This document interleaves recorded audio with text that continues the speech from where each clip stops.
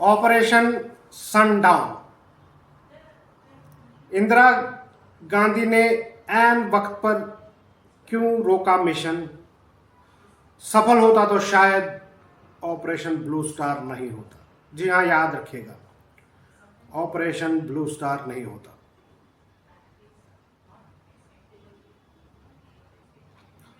एक डिस्क्लेमर है, ये स्क्रिप्ट उपलब्ध ऐतिहासिक दस्तावेजों, पूर्व अधिकारियों के संस्मरणों और सार्वजनिक रिपोर्ट पर आधारित है।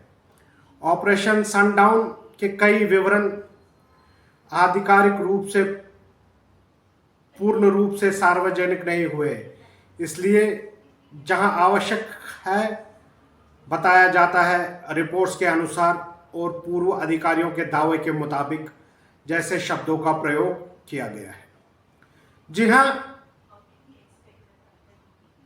सवाल है, सोचिए क्या होता अगर जून 1984 में ऑपरेशन ब्लू स्टार कभी हुआ ही नहीं होता? क्या पंजाब का इतिहास अलग होता? क्या हजारों जिंदगियां बच सकती थी? और क्या देश उन दर्दनाक दौर से बच सकता था जिसने आगे चलकर भारत की राजनीति को हमेशा के लिए बदल दिया? बहुत कम लोग जानते हैं कि ऑपरेशन ब्लू स्टार से पहले भारत सरकार ने एक बेहद गुप्त ऑपरेशन तैयार किया था। नाम था ऑपरेशन सनडाउन। एक ऐसा मिशन जिसका मकसद था जरनैल सिंह भिंद्रावाला को गिरफ्तार करना, और वो भी हरमिंदर साहब परिसर को नुकसान पहुंचाए बगैर। लेकिन ऐन वक्त पर तत्कालीन प्रधानमंत्री इंदिरा गांधी ने यह मिशन रोक दिया।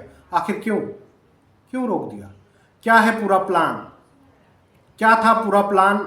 और अगर ये सफल हो जाता तो क्या भारत का इतिहास बदल सकता था? नमस्कार, मैं हूं अमित, आपका होस्ट, और आप देख रहे हैं वार्ता प्रभात का विशेष कार्यक्रम संवाद का आज का जो अंक है बहुत ही विशेष है, इसको ध्यान से सुनिएगा। मैं आपके साथ साझा करने जा रहा हूं ऐसी जानकारी जो बहुत कम लोग जानते हैं, जो बहुत खुफिया है। ये आज का जो ये विश्लेषण है, ये उन ऑफिसरों और सरकारी एजेंसियों के लोगों के बयानों पर आधारित है।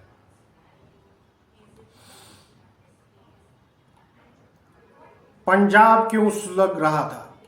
1970 के दशक के अंत तक पंजाब में राजनीतिक और सामाजिक मुद्दों को लेकर असंतोष बढ़ रहा था।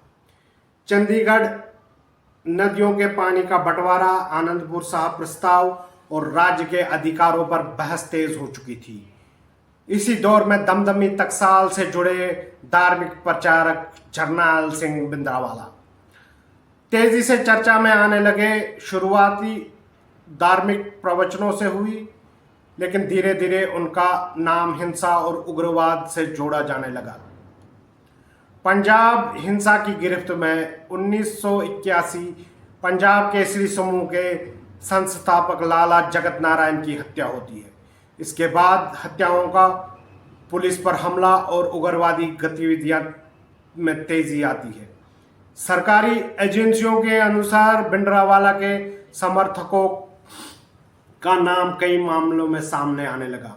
1982 से और 1983 तक भिंडरावाला अमृतसर स्थित अकाल तख्त परिषद में रहने लगे। सरकारी रिपोर्ट में दावा किया गया कि परिसर के भीतर हथियार जमा किए गए थे और मजबूत किलेबंदी की जा रही थी।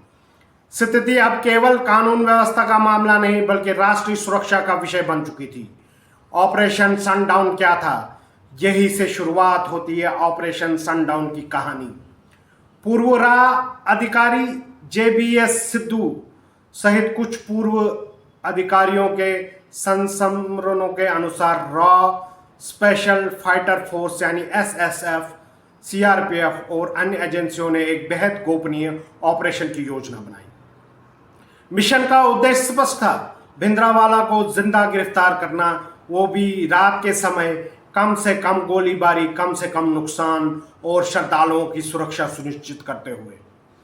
क्या था पूरा मामला? योजना बहुत ही सटीक थी। सबसे पहले सीआरपीएफ पूरे हरमंदिर साहब परिसर को चारों ओर से घेरती, किसी को अंदर आने या बाहर जाने की अनुमति नहीं होती। इसके बाद MI4 हेलीकॉप्टर बहुत कम ऊंचाई पर उड़ते हुए एसएसएफ कमांडों को परिसर पर उतारती।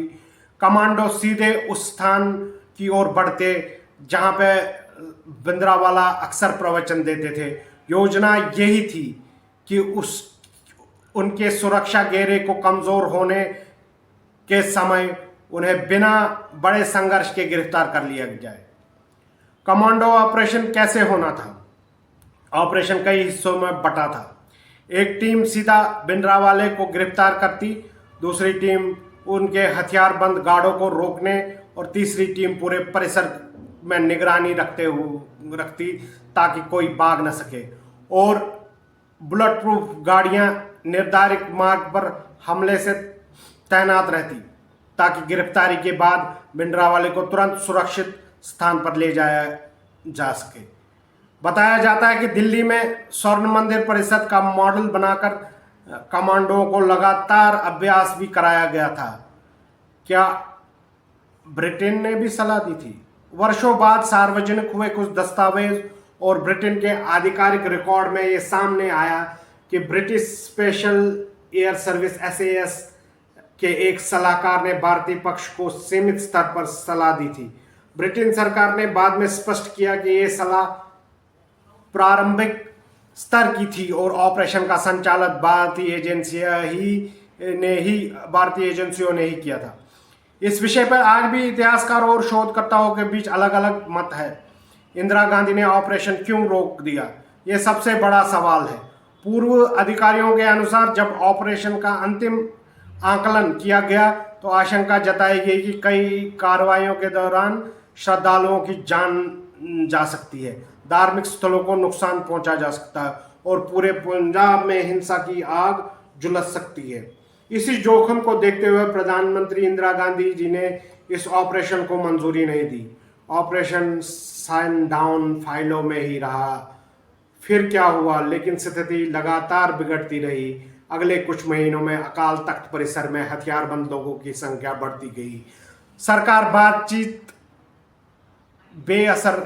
बातचीत बेअसर रही और अंत में जून 1984 में भारतीय सेना को ऑपरेशन ब्लू स्टार चलाना पड़ा और सैन्य अभियान में भारी जनहानि हुई। अकाल तख्त को गंभीर क्षति पहुंची और इसके दूरगामी राजनीतिक व सामाजिक परिणाम सामने हैं। कुछ महीनों बाद 21 अक्टूबर 1984 को प्रधानमंत्री इंदिरा गांधी की हत्या कर दी गई और इसके बाद देश ने 84 के सिख विरोधी दंगों जैसी भयावह त्रासदी भी देखी। आज 4 दशकों के बाद ऑपरेशन सनडाउन का इतिहास सबसे चर्चित और सबसे विवादित अधूरे अभियानों में गिना जाता है। क्या यह सफल होता तो ब्लू स्टार टल जाता? इसकी कोई निश्चित उत्तर इतिहास के पास नहीं है, लेकिन इतना जरूर कहा जा सकता है कि उस समय लिए गए हर फैसले के सामने राष्ट्रीय सुरक्षा, धार्मिक आस्था और राजनीतिक परिणाम तीनों की बड़ी चुनौती मौजूद थी। इसलिए ऑपरेशन सनडाउन सिर्फ एक सीक्रेट मिशन नहीं बल्कि भारतीय इतिहास का एक ऐसा अध्याय है जो आज भी अनेक सवाल छोड़ जाता है। आपकी राय में अगर ऑपरेशन सनडाउन को मंजूरी मिल जाती तो क्या ऑपरेशन ब्लू स्टार टल सकता था? क्या इससे पंजाब का इतिहास अलग होता? अपनी राय कमेंट बॉक्स में जरूर बताइए। अगर आप संवाद का ये तथ्यात्मक विश्लेषण पसंद आया हो तो वीडियो को लाइक करें, शेयर करें और अपनी इस चैनल वार्ता पर बात को सब्सक्राइब करना ना भूलें। मैं हूं आपका होस्ट अमित, तो आपसे फिर मिलेंगे एक और शोधपूर्ण तथा तथ्य आधारित विश्लेषण के साथ। तब तक मुझे दीजिए आज्ञा। जय हिंद, जय भारत।